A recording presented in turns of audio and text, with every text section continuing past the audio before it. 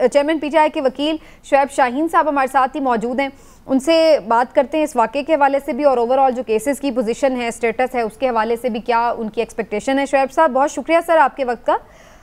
शुएब शाहीन साहब, पहले तो ये जो तोशा खाना का मामला है यह मंडे तक पोस्टपोन हो गया है, तो क्या आपको इम्कान है कोई, बल्कि ये कहना चाहिए कोई उम्मीद है कि अगले हफ्ते में रिहाई मुमकिन हो सकती है, चेयरमैन पीटीआई की, फैसला मुअत्तल हो जाएगा? देखिए, पहली बात तो यह है कि काबिल अफसोस बात है कि हाई कोर्ट सुप्रीम कोर्ट के फैसलों को नहीं मानती और एडिशनल डिस्ट्रिक्ट एंड सेशन जज जो है वो हाई कोर्ट के फैसलों को नहीं मानता। सुप्रीम कोर्ट में पहली राउंड ऑफ लिटिगेशन में जस्टिस याया अफरीदी साहब की सरबराही में बेंच ने फैसला दिया था कि Islamabad high court jurisdiction, limitation, maintainability और authorized person by the election commission, ये इन सारी चीजों को खुद डिसाइड करेंगे। लेकिन उन्होंने अगेन डिसाइड करने के बजाय तीसरी मरतबा उधर नीचे एडिशनल डिस्ट्रिक्ट सेशन जज को भेज दिया, जिसने बगैर सुने ये कहा कि जो आपने फैसला किया हाई कोर्ट में उसको नहीं मानता, मैं ऑलरेडी पुराना फैसला जो दे चुका हूँ वही मेरा फैसला है। तो ये तो है बदकिस्मती। अब जो परसों लगा हुआ था केस इस्लामाबाद हाई कोर्ट के पास, जब सब कुछ बहस हो गई, मुकम्मल हो गया, जब फैसला देने लगे तो वो आगे इलेक्शन कमीशन के वकील वो कहते हैं नहीं कल केस लगा हुआ है, आप उनका ऑर्डर देख लें, अगर इनको रिलीफ मिल गया तो फिर आप फैसला न करें। वो करने के बाद कल आकर के, हालांकि सस्पेंशन ऑफ जजमेंट के ऊपर 10 से 15 मिनट, 20 मिनट, आधे घंटे से ज्यादा बहस नहीं होती। ये 7 तारीख से 8 तारीख से केस फिक्स था और ऑलरेडी अपील एडमिटेड थी और उसी दिन हमने गुजारिश की थी chief justice Islamabad high court से कि आज ही फैसला करते हैं, आप सस्पेंशन का केस बनता है दे दें, नहीं तो ना दें, आप रिफ्यूज करते हैं, या आप कल पे रख लें, परसों रख लें, 2 दिन बाद रख लें। उन्होंने कहा जी मैं 4 दिन के अंदर अंदर रख दूंगा डेट। पहली तारीख आई 17 दिन 18 दिन के बाद, फिर कल कोई 4 घंटे सुनते रहे, उसमें सुनने की कोई बात ही नहीं थी। फिर आज के लिए जी हम एडजर्न कर रहे हैं कल के लिए, हालांकि कल 2 बजे सुप्रीम कोर्ट ने केस फिक्स था।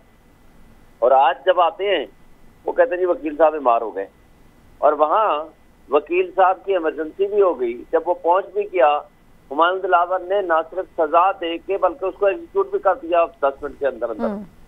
और ये सारा कुछ जो नजर आ रहा है, ये सारा इंसाफ और कानून के ऊपर एक बदनुमा दाग है जो अदलिया को खुद अपने माथे से हटाना पड़ेगा। एक जरा ये वजाहत काइंडली कर दीजिएगा कि एक साइड पे लीगल टीम जो है वो chief justice Islamabad high court पे अदम एतमाद का भी इजहार कर रहे हैं और आपने दरख्वास्त दी है काफ़ी सख्त, और फिर उनके सामने आप मुकदमा भी लड़े हैं, ये क्या कन्फ्यूजन है? और दूसरा, ख्वाजा हारिस साहब की अलहदगी की खबरें जो हैं केस से, उनमें क्या सदाकत है और वो क्या माजरा है?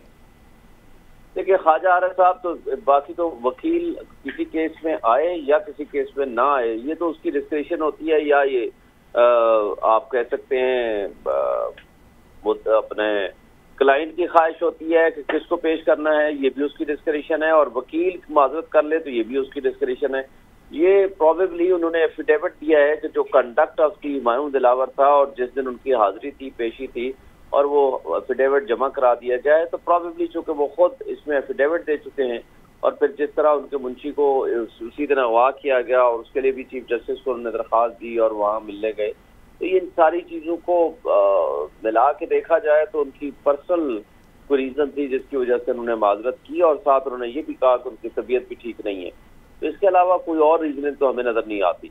अच्छा, शुएब शाहीन साहब ये फरमाइएगा कि आपने जिस तरह से हमें एनलाइटेंड किया कि किस तरह से ये चीज़ें तारीखें लेके तो लिंगर ऑन मामला किया जा रहा है, तो ज़रा ये भी हमें थोड़ा सा रोशनी डाल दें कि पीटीए के वकला की तरफ से तो कभी ये हथकंडे नहीं ना इस्तेमाल किए गए, तारीखें नहीं ली गई, ना वक्त अदालतों का ज़ाया किया गया, वो तो फौरी इंसाफ पे यकीन रखते हैं। फौरी इंसाफ पे बिल्कुल हम यकीन रखते हैं, हमारी तरफ से भी। देखें, एक बात और होती है, केस टू केस डिपेंड करता है। चीफ जस्टिस साहब ने पहले दिन से लेकर आज तक ये खुद कहा है और सुप्रीम कोर्ट में भी साबित हो गया है कि एक शख्स ने सुने बगैर किसी को आप सजा दे के अंदर भेज दें। एक है ट्रायल ऑफ द केस चल रहा हो, आप किसी को उसका इर्रिपरेबल लॉस नहीं होता। फर्ज करें कल आप ये इस नतीजे पे पहुंचते हैं कि ये सजा गैर आईनी और गैर कानूनी थी, मुझे बताएं कि किसी दिन को आपने 15 दिन, 18 दिन या 25 दिन आपने जो जेल में रखा, उसको कंपनसेट कौन करेगा? एक है आपका चलते हुए किसी केस में कोई एक पार्टी आ सकती है, किसी दिन नहीं आ सकती, उसके ट्रायल का किसी एक पार्टी को या दूसरी पार्टी को इर्रिपरेबल लॉस नहीं होता।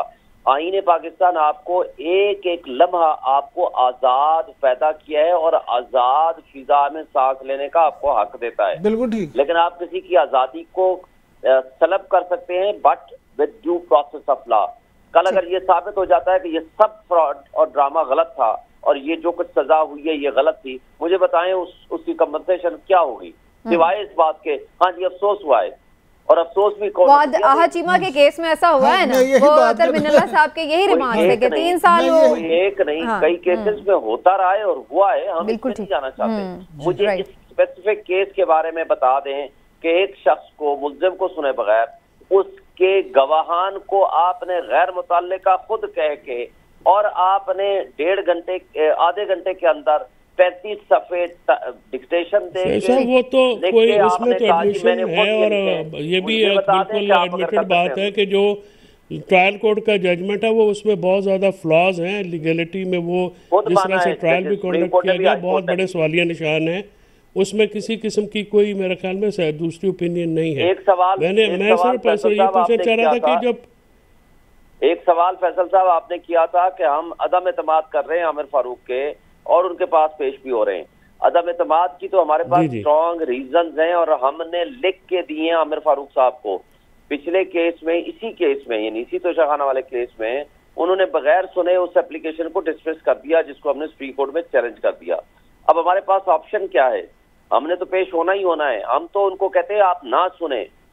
दर्जनों मिसालें मौजूद हैं कि आप मुतासिब हैं आमिर फारूक साहब को बताया है, दर्जनों मिसालें वो हमको उनको लिख के भी दी हैं, लेकिन वो कहते हैं मैं नहीं सुनना है।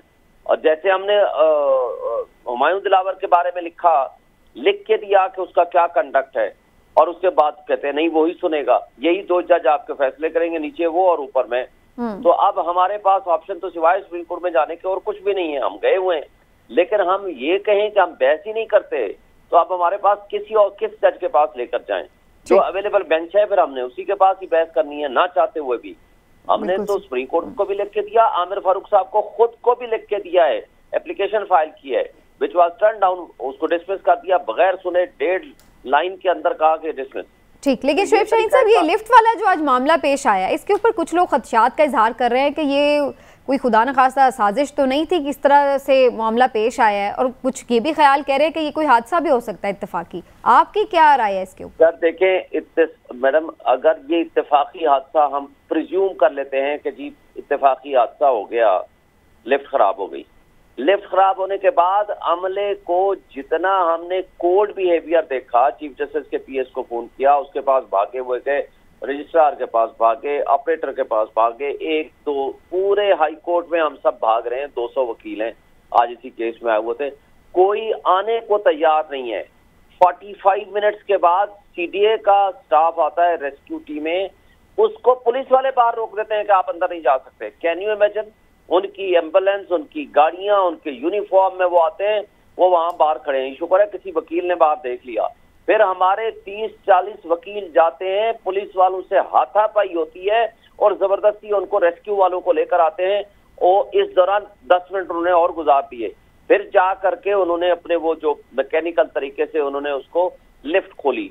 अगर पहले ही खराब करना अगर इत्तेफाकी है तो मुझे बताएं उसका अमला किधर गया? क्या जज फंसे होते तो ये ना आते उसको खोलने के लिए? जिनका अमला ना आता, 45 मिनट्स, दिन 12 बजे, पौने 12 बजे का टाइम है, 1 बज गया है और कोई बंदा आने को तैयार नहीं है, उनका स्टाफ आया ही नहीं ना। तो रिस्पांस टाइम की वजह से आप शकूक शुबात में पड़ जाते हैं। शोएब शाहीन साहब ये नहीं है, हमें ये यकीन है। अच्छा। शोएब साहब मुझे आखिरी बात, पुलिस वालों को किसने इजाजत दी कि आप रेस्क्यू के अमले को भी अंदर ना आने? अच्छा शोएब साहब ये भी फरमाइए कि आपके यकीन और शकूक अपनी जगह, लेकिन अगर लिफ्ट में 10 लोगों की गुंजाइश हो और लोग 18 आ जाएं तो उसमें फिर लिफ्ट बंद नहीं होगी तो क्या होगा? ये 10 लोगों की गुंजाइश बिल्कुल नहीं है। ये आपको जिससे भी बताया है उसके अंदर लिखा हुआ है, आप वेरीफाई कर लें। 1600 केजी की रिक्वायरमेंट है, उसके अंदर 18 अफराद थे और 18 अफराद का टोटल अगर आप वैल्यू वो वेटेज भी अगर निकालेंगे तो उसका 1500 को क्रॉस नहीं करता। एक बात। दूसरी बात मैं ये कहता हूँ कि फर्ज कर लेते हैं कि ये ओवरवेट हो गया, हम फर्ज कर लेते हैं ये गलत था। जो सब्सिक्वेंट इवेंट्स हैं मुझे बता दें कि अमला किधर था हाई कोर्ट का। दूसरा मुझे बता दें पुलिस रेस्क्यू को क्यों नहीं आने देनी थी? अगर हमारे वकील आज ज्यादा ना होते, हम हाथापाई करके उन बंदों को अंदर ना लेकर आते तो वो तो मर गए थे बंदे। मुझे बताएं कि आप 4 घंटे या 5 घंटे या 3 घंटे फर्ज करो, खुदा ना इतनी गर्मी और हब्स में कोई शिकायत भी दर्ज कराई है आपने किसी जगह पे? सर ये मुझे नहीं पता, ज़ाहिर है इसका तो प्रोसेस होगा, लेकिन अल्लाह का हमने शुक्र अदा और लतीफ खोसा साहब की सेहत का क्या हाल है? नहीं, वो तो बाहर निकल के उन्होंने बड़ी दबंग किस्म की तकरीर भी की है जैसा, उससे अंदाजा लगा लें आप। उन्होंने कहा मैं पानी अंदर पिया गया, उन्होंने कहा मैं सबसे आखिर में पानी पीऊंगा। उनको कहा सबसे पहले आप बाहर निकले, उसने कहा मैं आखिरी बंदा हूँगा, सबसे आखिर में मैं बाहर आऊंगा। नहीं, खोसा साहब इस लिहाज से दबंग भी हैं, बहादुर आदमी है। ठीक, और उसमें तो कोई शक की बात नहीं।